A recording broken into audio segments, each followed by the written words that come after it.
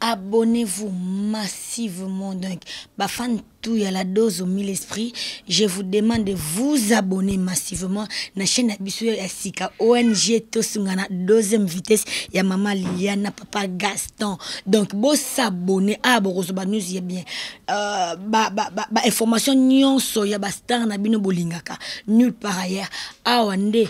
Solo, information qui nous retirons vraiment la source. C'était bien moi, la dose, mille esprits, votre artiste. Bisous. Je suis très heureux d'être avec vous aujourd'hui, moi, votre humble serviteur, Chilele Mouzela, autrement dit le cardinal de la presse congolaise. Bonjour, bonsoir, partout là où vous êtes dans le monde entier. Vous s'abonnez toujours massivement dans votre chaîne YouTube, ONG, tout son à la deuxième vitesse, toujours dans votre émission Vérité, Vérité. Aujourd'hui, Vérité, Vérité, Tokiti, Awana Kominia, Kalamu, précisément dans Matonge, Avenue Kanda Kanda. Avenir papa oyo kenda sango les lots toujours le bela bongo sur tout ça la analyse mouké sur politique. On va faire l'analyse avec maître Adler, un grand analyste politique. Donc tout solanaye makam oyo kana mboka na biso. Avant de commencer avec maître Adler, je profite vraiment à remixer mon boss wazo pesangai espace une opportunité ya kolega na chaîne oyo papa Gaston Basengana et sa femme maman Liliane Bala, et pourquoi pas à toi Florana et Dorcas, Carlos Kinke, la garçon agréable, et Max Kakessa. Diamant Soko font la caméra, tout solo la bon on a maître Yemogaza sur place, maître Yemogaza Lobela. Bonjour maître. Bonjour. Maître Adler, pour sabaye bayo, vous êtes grand analyste politique et puis vous êtes maître Bavanti, maître. Donc baye ba comme on a yo complet non poste non et prénom. Je réponds au nom de Baïgon Bombomba Agler. Je suis congolais, de père et de mère. Je suis entrepreneur, cela veut dire que j'ai mon agence de sécurité que je dirige moi-même. Je suis le président de la Fédération congolaise d'arts martiaux mixtes au niveau du sport. Et j'encadre aussi des jeunes. Je suis le président de l'Association des sportifs du Congo pour la lutte contre le VIH. Je suis le premier Congolais qui a écrit sur le phénomène Kuluna qu'on n'a jamais soutenu pour connaître un peu, de voir comment on peut atténuer cette jeunesse qui fait la délinquance juvénile dans notre pays. Bref, je vais m'arrêter là, licencié en criminologie, détective et aussi ingénieur technicien en électricité depuis 1987 à l'ISTA. Maître, aujourd'hui on va aborder, je crois, 4 sujets. Notre premier sujet est que Sir Congolais n'ont pas téléméla Rossar Malonda. Oui, c'est la vérité. Si on dit rien que la vérité, Congolais bana pour ça la vérité, ils ont analysé au yebi marambo ya politique makasi, yoki yomo nengo se présenter awa toyeba Rossar Malonda. Pourquoi les Congolais bazoboyaye asimba seni? Pour nayo, les Congolais, décision na bomba zui population, ils a bien ou ils a mal bien? Merci pour la question. C'est logique vraiment de voir ce pays est en train de se mettre dans la boue par soi-disant intellectuels, professeurs des universités et aussi des politiciens qui ont aucun respect à la population congolaise. Rossar Malonda, tout le monde le sait, il était particulier de M.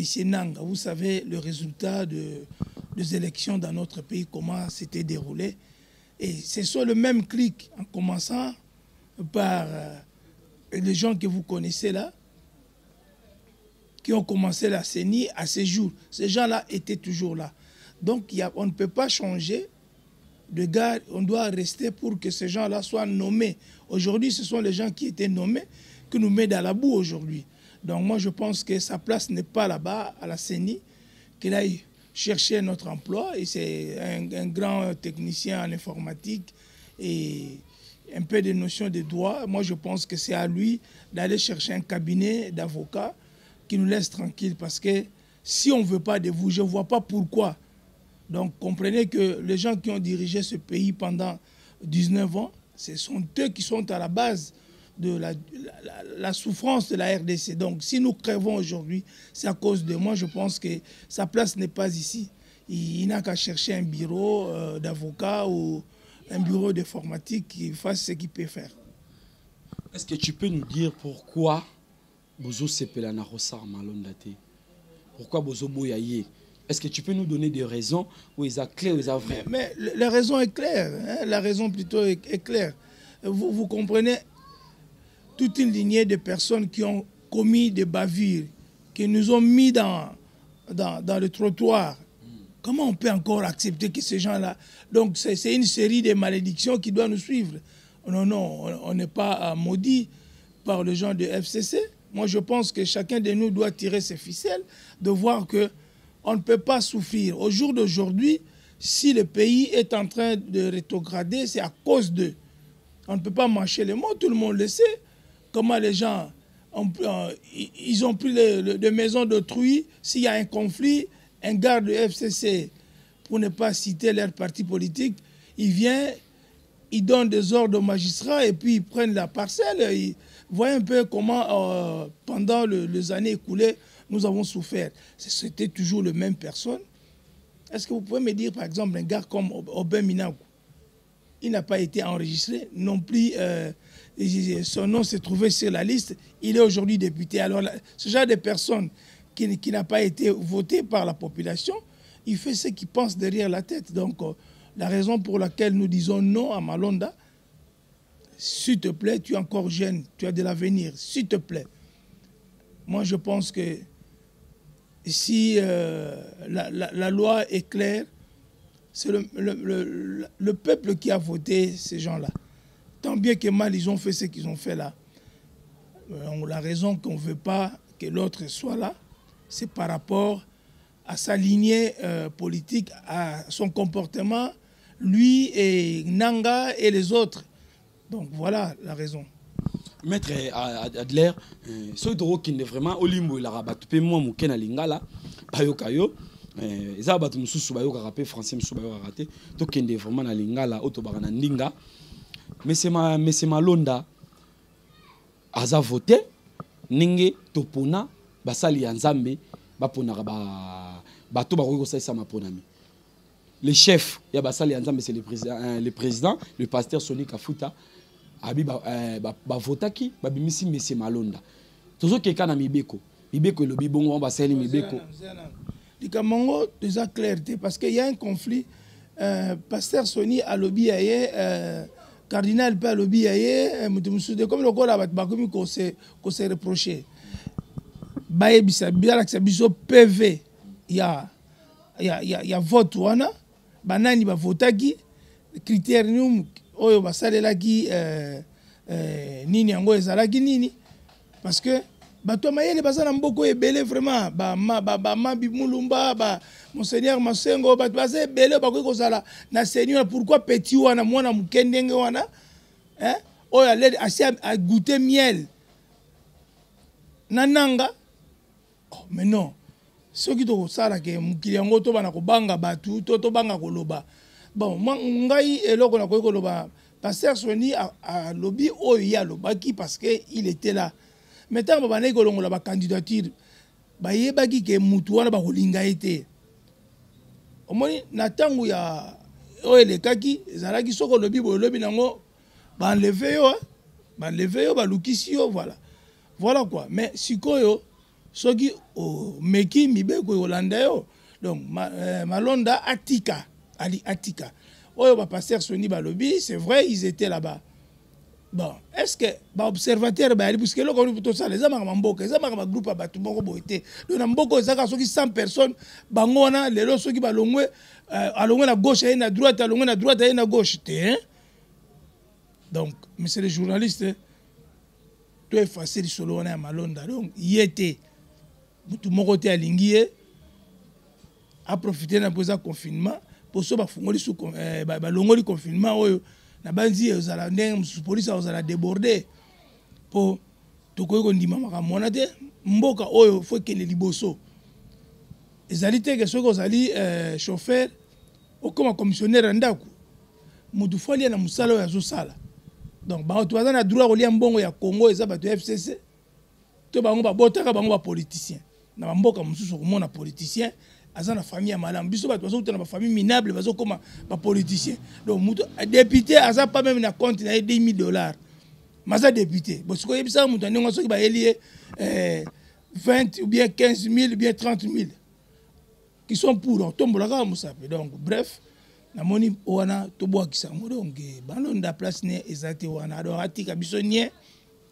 baluka batamayele bazé belé na mboko bato aboania hein bato bazana sagesse, ils sont nombreux et surtout nazo senga mingi na président de la République à revoir dans les kamwana ou bien mutaza tika la professeur na musala nae soka na politique ba longoli complètement pour bato mboko eza ba professeur à l'université. Donc surtout ba professeur à campus ta maintenant ministre ya nini ya justice yoza ministre au pesa cour d'après na université Songolo okena akutute uda magara la pamba okena akutute do tala dans mutamibeko. Donc aza professeur na université Songolo akena tam kulumo opesa cour te madame agala. Donc tala ka ba makamande ngona na bango malonda wana bazaka bandike masala moko out batika bisonie toleka so totali bien mais c'est malonda population bino bozomona ya aza moto ya FCC to soki ya dirigé ekuke oyo akokabango na FCC to akozongisa ngo na maboko ya Joseph Kabila. Oh zela Kabila n'est plus le président de ce pays, bien qu'il a ses marionnettes qu'il est en train de manipuler. Kabila n'est plus le président de ce pays. Si il est en train de manipuler ces marionnettes, nous ne sommes pas des marionnettes. Nous, c'est la population. Je veux seulement soulever quelque chose que les gens ne comprennent pas. Il n'y a pas une armée qui dépasse la population. Kouncheskou s'est fait tuer par la population.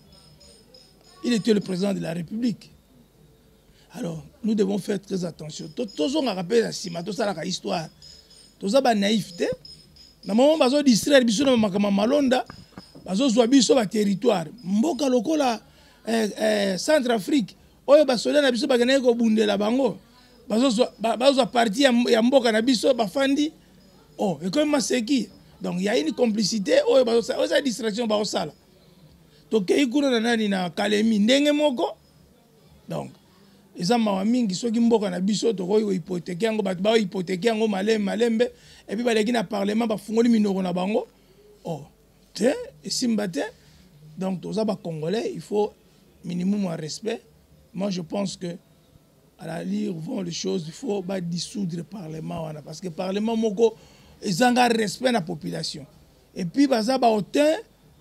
Donc bino bato ozolo ba que population mutu ezali liboso za ko primer.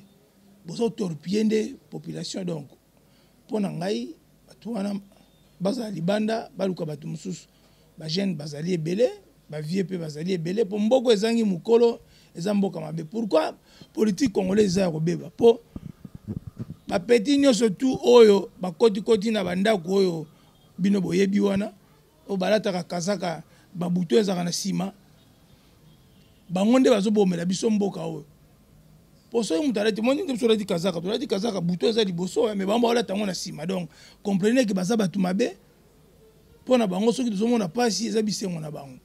Et puis na ina bakisalika moko lo baki tout à l'heure là pasteur Sonia Lobi. Oui, pasteur Sonia Lobi. Tala boni église na yezo za la victime bêtement au moment où il y a le président de la République, au moment où il y a qui malonda. Donc on a un règlement des comptes bêtes. On a quand même l'église comme une abomination. Donc surtout sur la Bible, quelque part, Jésus a bêté à piodi, doumar na l'église. Mais ce qui est commis, au contraire, nous avons s'endormir l'église. Donc moi je suis chrétien, je ne suis pas pour cela. Ceux qui vont s'appoigner na to balingo s'apprendre na pasteur Soni ba yebinda kunae to ba porter plainte.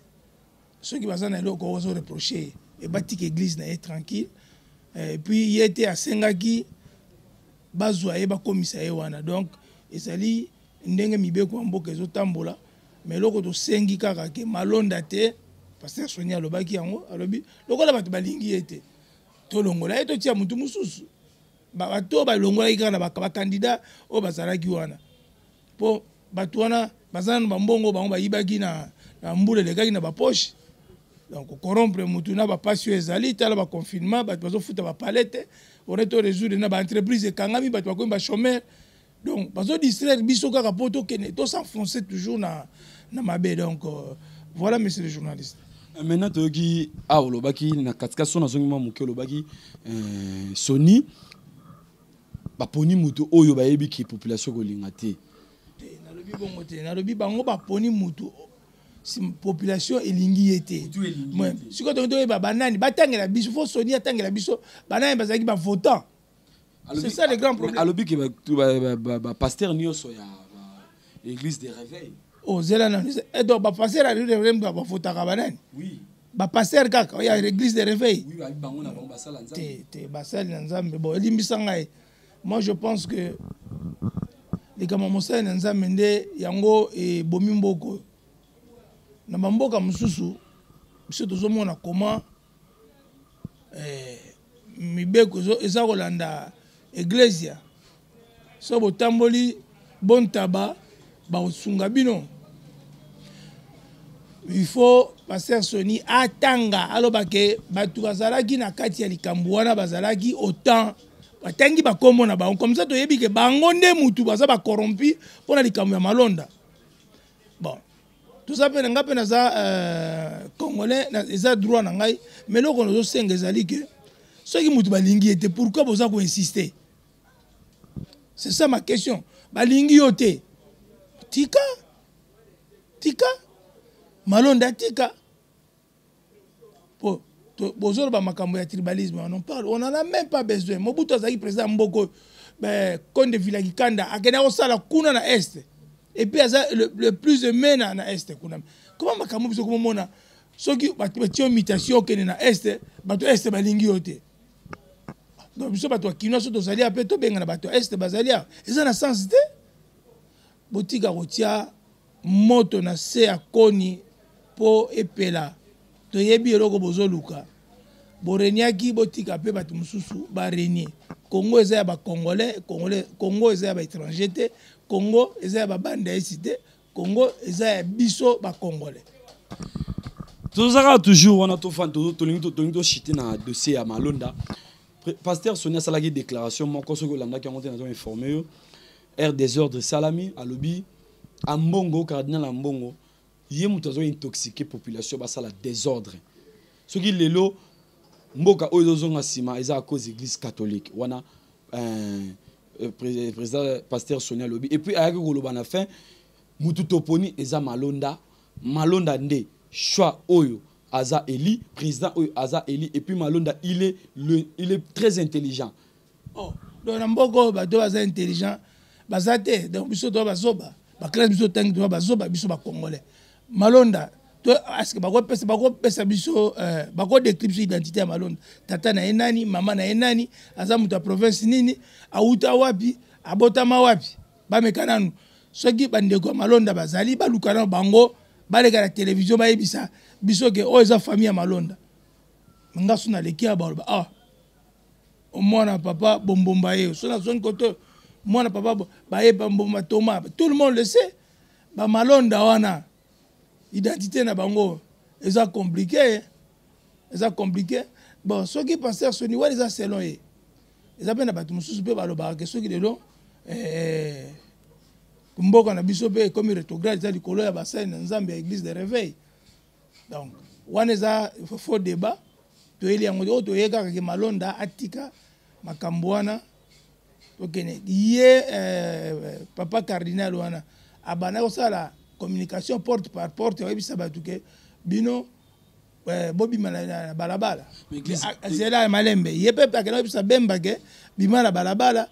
Yebisi bato la muka bato o nous masaki marche wana yem takena organiser ki yango. Apesi ba mbonga transport na mbonga mai. Wana ekomi manipulation donc totika ezaka ke nga par exemple na moni que pasteur Sonia zaika choqué ndenge ba babomaki na bavitre ya église na ye donc non non etindi te azalaki kaka nga mpo na nga namoni en tant que criminologue namoni ke choc akokaki te aki dépassé parce que baéglise eza ebele pourquoi kaka ya ye ye kaka te moto azalaki wana ifalaki mpe batake baéglise nyonso tout donc c'est là on se pose ndenge toza awa soki bombe koya ekopona moto pourquoi kaka ya ye ekopona kaka ye donc quelque part il faut atala nsima donc bato wana mosusu bazokosa ye atala nsima donc débat wana tooloba eza faux débat monsieur le journaliste toza bacongolais kimia na kolo ezala kati na mboka oyo parce que lelo oyo nyonso to eza fragilisé na mwa na bamboka na biso na bazamba kuna baétranger bazokota finalement mboka ekende liboso te ekoma botala likambo bambongo oyo bato bazwi awa bato ya FCC bazwi awa ebele bambongo wana bakoki kosala yango na makambo mosusu bakofuta babakisela basoldat bamotive bajeune soldat mpona kokende kodefendre frontière na biso tala lelo babanda esi bakokota na mboka bakota na couloir baye na clean na mai baningisi babwaki poids tokomosieta na mboka na biso ezalaka te donc voilà quoi. Merci maître Toyoki boyoki bino moko bana nyonso ONG to songa na deuxième vitesse ndenge maître lobby donc non Rosar Malonda ko simba senité baboye balobi aza capable te monsieur Rosar Malonda yo moko landi population mutu nyonso na Congo azo sepa na yo te tika na yo papa toi aborder deuxième sujet na biso ya mibale eza tozonga mamuke na barrage oti osalama awa ya monsieur Tundwa auti ko démissionner ministre de la justice oya zaki ya FCC wana alingaki ba pesa justice ya mboka simba mepa na ye ba magistrat ba ko ma dirigé par ye a démissionnaki tolandi ba tchaki motion na bango et pas Obé Minako a tché motion salaki rage désordre salamaki je étais présent avec moi tozalaki awati ba tozo kima ba boyaki loi wana mais to monaki na kamoro ba FCC ba sali réunion bazoloba on ne peut pas nous intimider. Bissom to pesa Félix pouvoir, bissom to pesa pouvoir. Au coup qu'on intimider jamais. C'est Raïs qui est le plus fort. Quand tu as eu président Aza en place, Chadari, monsieur Tamboué, ou Aza le président Sénat, ça les réunions na bango na FCC, bazolo mamba bongo na président ou Aza en fonction état qui congolais. Moko lo banini pona yango. Donc si vous comprenez mamo lobi au pesi mbala moko solution ya ma débat autobandaki nango. Vous comprenez? Donc batouana baboma batu na mboko yo bayiba mbongo basala makambo ya mabe impunité elali ekote na bango bazana na en tout cas limbisanga na terme po bango baza expert na ufinga limbisanga na terme ezali bozangi botosi na mokonzi ya mboka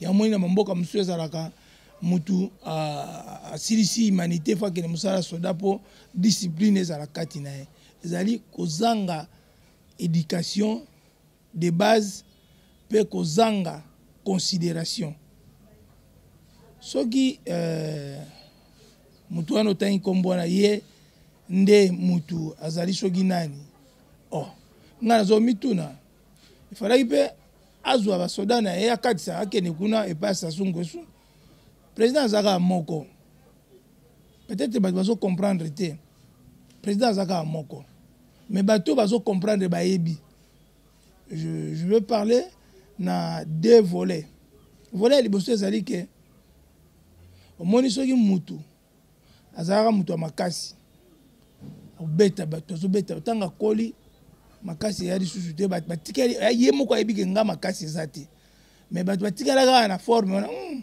Johanna aza fort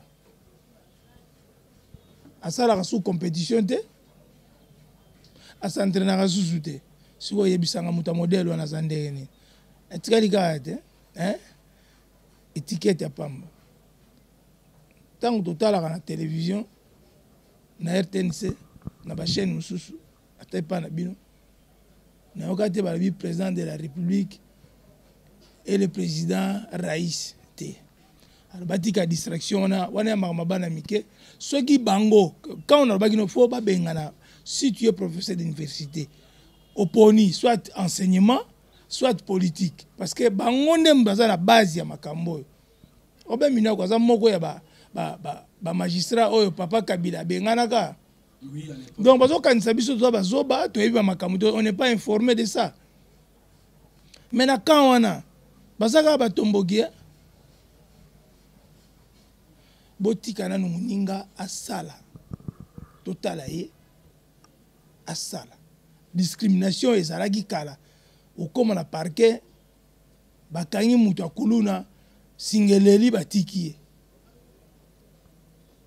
mutu asali mabe baye ba menacer batu bakangi bakenguna batiki makamone seleki tozana besoin ya kimia na mboka o tozana besoin ya o ya lo bagi soki yeme ya musale siliet yeme ya zongisa e. Donc allez-y comprendre que bazaka kana kati ya moni émotion soki moi sino aki na zemi aboti mwana et puis mwana kufi mama wana de la bébé na ngai ne bango bazo de la kaka président na bino biki na e basi bazwa yango. Voilà quoi. Mais maître Toki yolobi ki biki ya président na bango bazwango. Mais tozomona bato FCC bazo telemela chef de l'état trop na mambo. Oyo chef de l'état zo pesa. Tozali na mambo état des droits chef de l'état état des droits mosal. Et comme obangisa bango. Pomo luka ba telemela. Pourquoi tout ça oyo nyoso FCC zo sala wana? Mais nalobi yango tout à l'heure nalobi soki mwana muke azo finga mukolo de la gisi ke et pas na bango éducation ezate soki mutu aza kotosa mibe côté soit aza criminel soit aza rebelle tozo kamwa likambo vraiment biso toza ba congolais boyebi comment to souffrir na mboko oyo ale mboka kanga monoko toko molobati dosaki kanga monoko lelo besoin que c'est le pays comme bébé. Mais c'est le président Félix Tshisekedi Tshilombo nini oyo ko sala pour maram onyo ici là au FCC zo sala eta ke yemuto aza commandant suprême à la numéro 1 à pays oyo quand ayo nini ko lobana son excellence monsieur le président Fachi eta ke mwana mboka to pona yo na makanisi na yo nini ko sala pour pouvoir au FCC zanango. Moi, mon oko bazo tchawana pour ici là, tandis que bango baza suna pouvoir.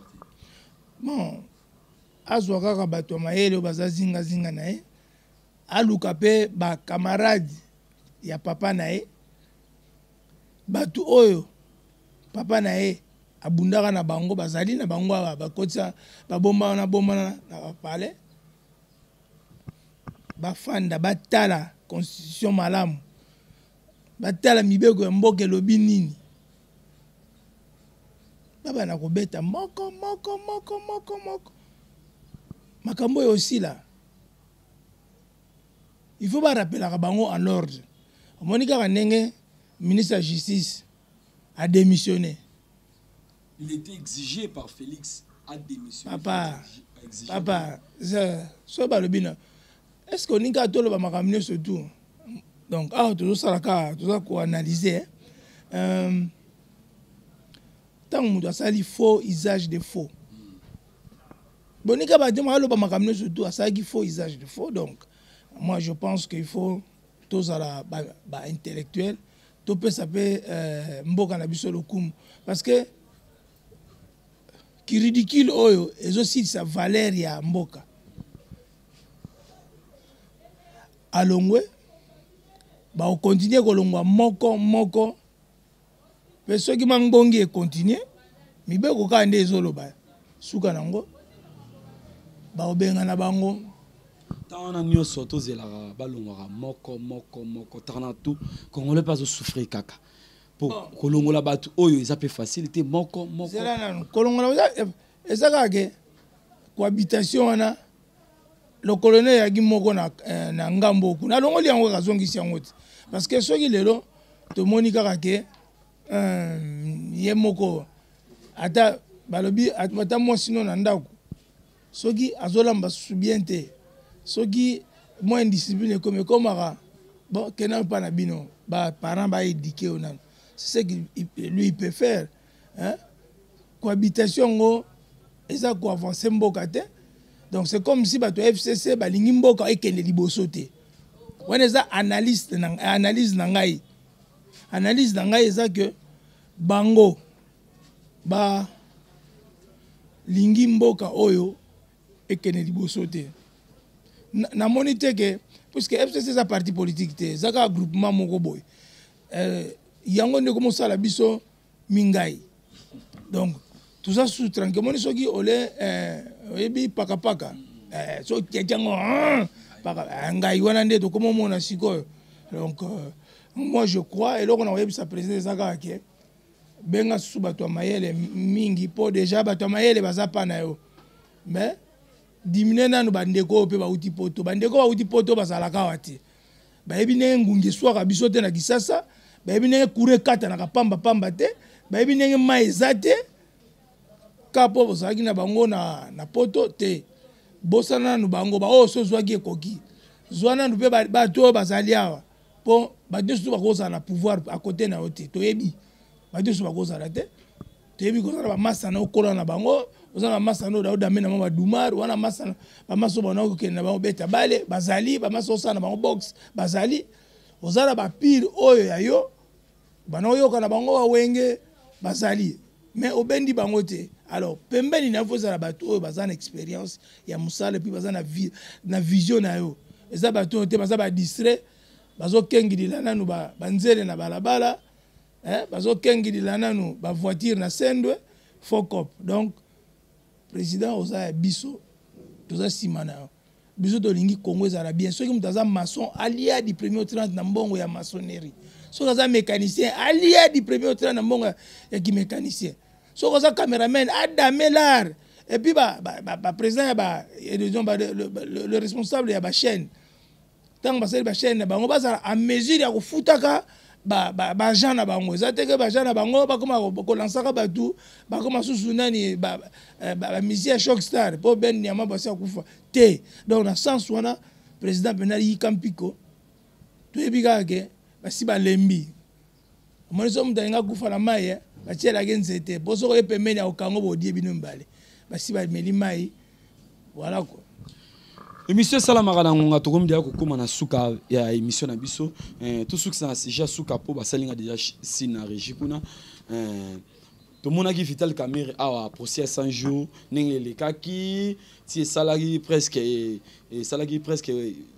si je me trompe pas un mois mobimba to moni ne ba samba ki ba katela ki Kamerhe na monsieur Jamal 20 ans plus ba travaux forcés faut ba sala misala. Et puis, bazara na prison, bazu 20 à 20. Tout le monde de Kamerhe, avocat na ibaki na cour d'appel. Pour pas bannir les sous dossiers on ressemble kuna. Ndego Jamal pe azu avocat ce qui a Sarkozy, ba basambelaye. Donc bazol bazara toujours baza ba innocent. Kamerhe azo betaka c'était pièce par pièce. Donc ba pièce par pièce on a tolanda ki pega wana tozomona bitakwira lobby oyo mutu to mona ba to moni batu wana mais siko pona nini omoni soki mutu na vie a kamati orgueil alati liboso ngana na mona mutu aza lolendo tina niveau wana te mona na niveau Kamerhe bon na ni susu faut le rapport pour comprendre parce que yo oza na bar devant la bar olingi oza kutu na yo mutu a droit te mais olingi opesa bato ya droit leçon. Je me pose la question pourquoi je suis là. On se pose la question pourquoi vous avez directeur à cabinet, il y a président. Ce qu'on gourouti signature na yo et que côté on dire cab, bah c'est des couloirs. Ceux qui ont bêti le seba, bah c'est des couloirs. Mibe konde mte kangie, ezali justice te, ezali mibe kokaka. Bah bana ko tanga na livre tel likambu boye. Mbanu nango yango na livre tel ndenge moko to na 10 commandements spirituels ko boma mutu te ko iba te ko linga mosi ya mutu te c'est ça donc o ba osala wana ba compter te ba pene nanu comme ça epesa mayele na bandeko mosusu bapene nanu kuna na kati bazala nanu wana epesa donc bango eza exemple eza exemple na bandi na ntango Mobutu akangaka baministre donc alandi makambo kaka ya vie na ye donc fo akanga ne bazana masolo bakamere wana kobeta yango te na bajamal bambongo wana bakoki tozali na société ya bapine ya gudire esalama na kinga bwana bambongo wana tokosaba entreprise bato bazwi misala bato mibale badame mbongo ebele ndenge wana papa na filme ku tomonaka bamwa bapake wana tomonaka na filme na bato bapaye étranger bakamwa bayoka bamillion aya teke ba1000 bamillion non azala nanu wana prochainement bamisusu baofakola te azala nanu wana tokoba totala makambo mosusu mpona avenir donc wana baotala ezaka neti Soni kaka. Quant à vous, maître, maître, quant à vous, n'engé procès wana le cas qui a 100 journées, bah ça me semble que caméra. Pour na yo justice c'est équitable, to ezali politique. Ya politique te. Papa. Est-ce que on dit ma mutu yo za na anniversaire mutu ayo ta aye ko peso cadeau na anniversaire yo zimbongo so pesi bon ngala ye par exemple na peso kazi ya coca yo pesi ngai ba camion ya coca ezala wapi papa bon tolo bakaka na to sala kaka analyse muke une année ya Camere na en tant que directeur à cabinet asombi ba concession ba niponga na ebie abetaka copie ya bambwa donc mbala moko ngondaka bambwa ko atekaka bambwa Camere atekaka bambwa chien donc atekaka bambwa donc mais soko ye olingi couplage ya mbwa oyo na mbwa oyo bambwa ya mindele oyo ya mayele ya bwania oyo bakangaka muibi pepele sange muibi aganga kope ne o kope ngana ebele yango na bosiko ka kope bambwa nde de sombisi banda kunye sotu asombi na kisasa to sala quand même batu to bosala masolo na tolo ba makambo oyo esengeli mboka ekene liboso bafungolela biso confinement éthique elongwa nanu tozonga na vie normale tala moko batu bosala na ba miyembe soki ba miyembe lokuta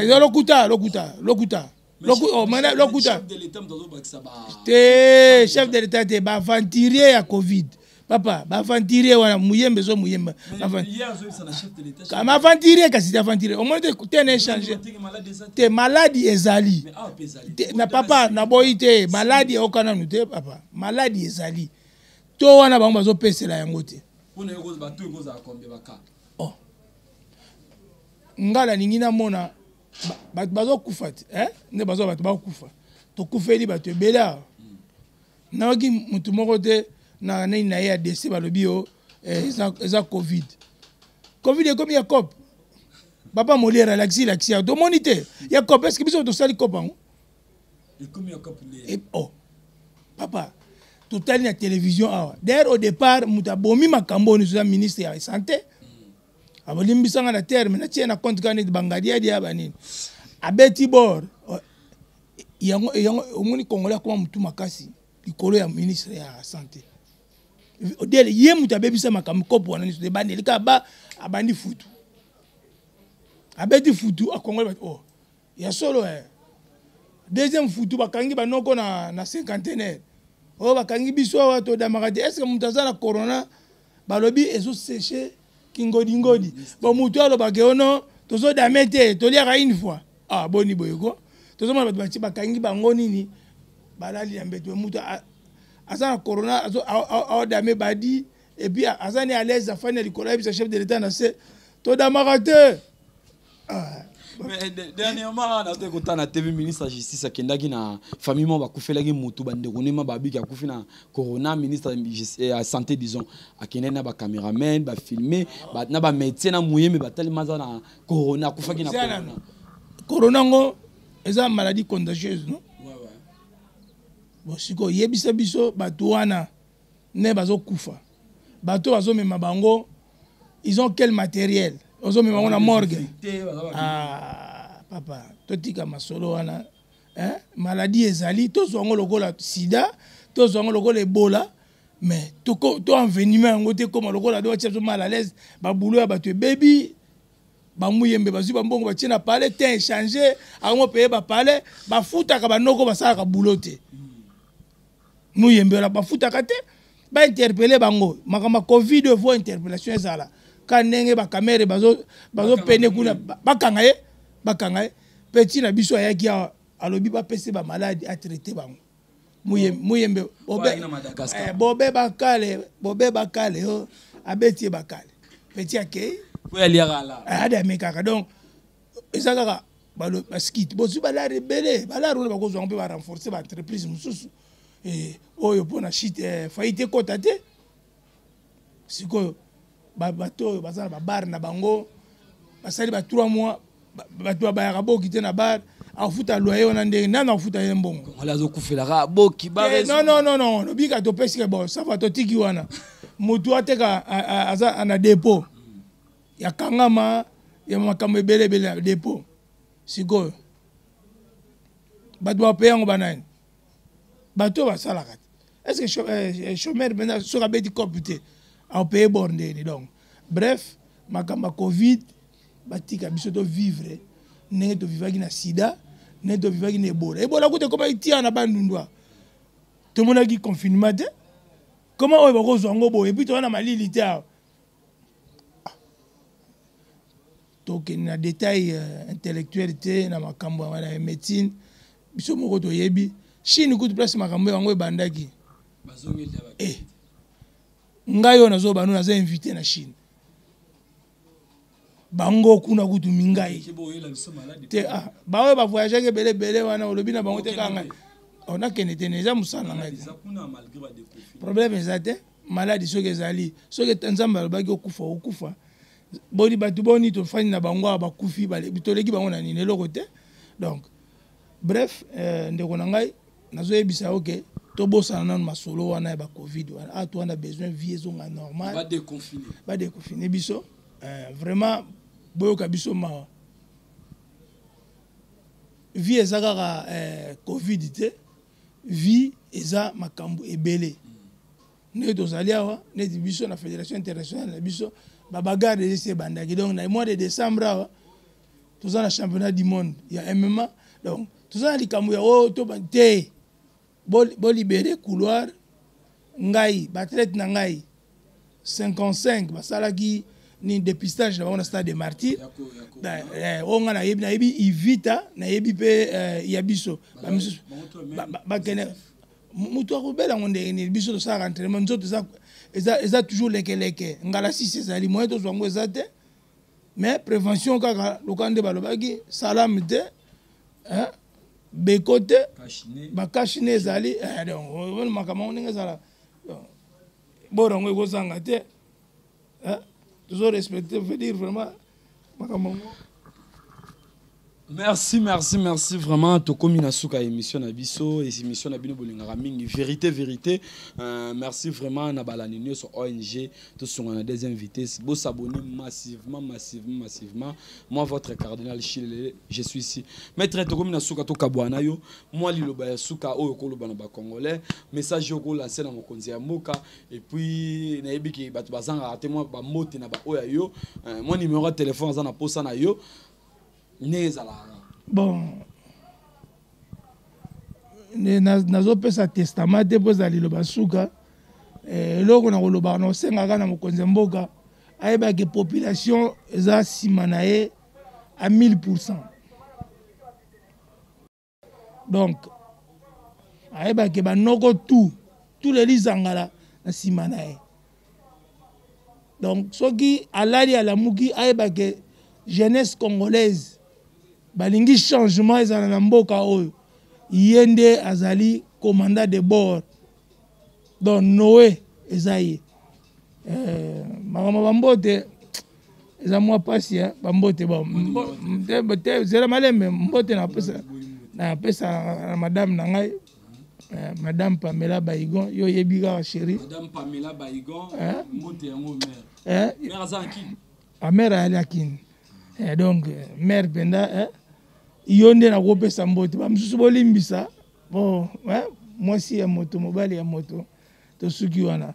Numéro ya téléphone ya li 081 77 77 504. 081 77 77 504. Merci Tokomi Nasuka, big merci à vous Carlos Kinke, la garçon agréable, et pourquoi pas à toi Max Kakesa, le jeune millionnaire, Banque mondiale, le vrai exemple à suivre. Jivenchito, ya père double, Nabosani Binote, Biabian Matondo, la charmante, Stéphanie Matondo, Mami Mado, la grande, Yaya Balé Kebele, Yaya Mama Yvette Matondo, Mama Tetele Sa, Carla Beni, Neftali, Bambote Nabino, tout na Abino est trop. Beau s'abonner kaka massivement la chaîne Abino, ONG to songana, deuxième vitesse. Ngana Bino Tomona ni bongo mbala sima. Bye.